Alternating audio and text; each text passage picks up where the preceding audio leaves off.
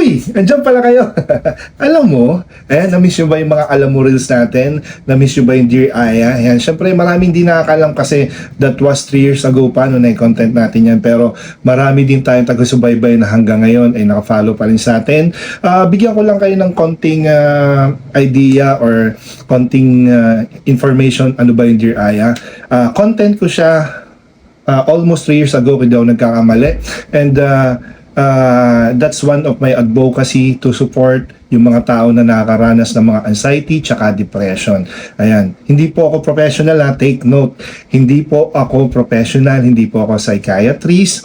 I'm just offering myself ayan, na makinig sa mga nakakaranas ng anxiety tsaka depression. Kasi alam nyo guys, sa simpleng pakikinig lang, pwede tayong makapagligtas ng isang buhay. At napatunayan ko yan 3 years ago, nung nagsimula ako ng Dear Aya, medyo na-hold ko lang yon, tinigil ko for some personal reason. Pero sabi ko naman before na itutuloy din natin yan at naramdaman ko, ito na yon.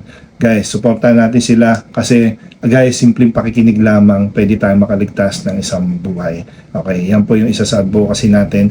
Yan yung Dear Aya. At kung matatandaan nyo dun sa mga taga-subaybay natin before, nagla-live tayo, talagang live.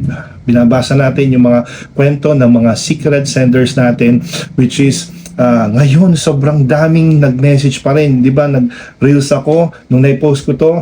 Ayan, I'm offering myself kung gusto mong mag-open, magkwento, positive man or negative, kung nakakaranas ka ng depression, anxiety, i-message mo lang ako kung gusto mo lang na may makakausap na hindi maghuhusga.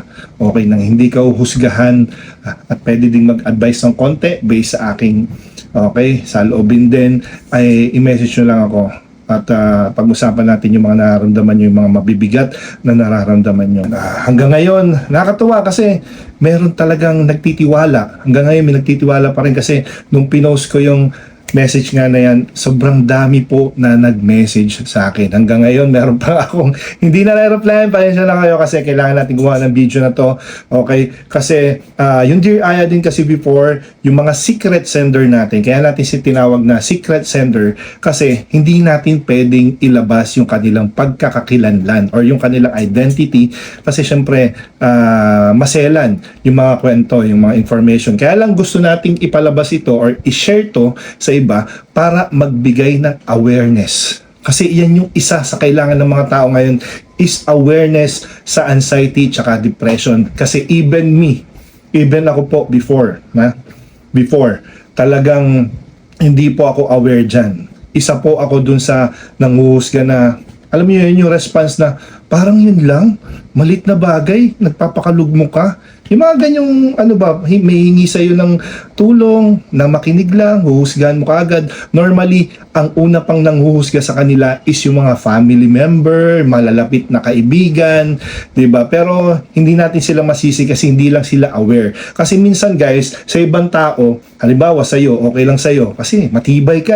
diba? Pero sa ibang tao, yung palang okay lang sa'yo, down na pala sila hanggang sa mag-open nga sa'yo, ang response mo parang yun lang naman, huwag ka masyadong magpakalungkot, huwag ka masyadong magpaka-down, pero para sa kanila yung pakiramdam nila sa mga nakakaranas ng anxiety tsaka depression, down na talaga sila. Kaya nagka-come up yan na sa halip na mag-open, kinikimkim na lang, lalo pong lumalala ang pagkakaroon ng anxiety tsaka depression. Bukod nga sa mga trauma na naranasan nila, sa mga bad experiences na naranasan nila before, kaya rin nag-trigger yan, di ba?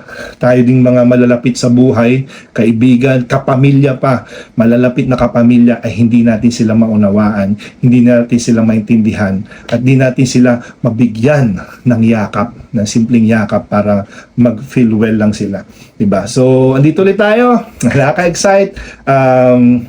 Dear Aya, pakisuportahan at syempre maglalabas na tayo ulit ng unang video ngayong pagbabalik ng Dear Aya, abangan nyo. Kaya ang hiling ko lang guys, please support Dear Aya. Dito ko na po yan. Kasi nasa isang page yan before pero dito ko na po yan gaganapin mismo sa personal Facebook page, profile page ko, 'di ba?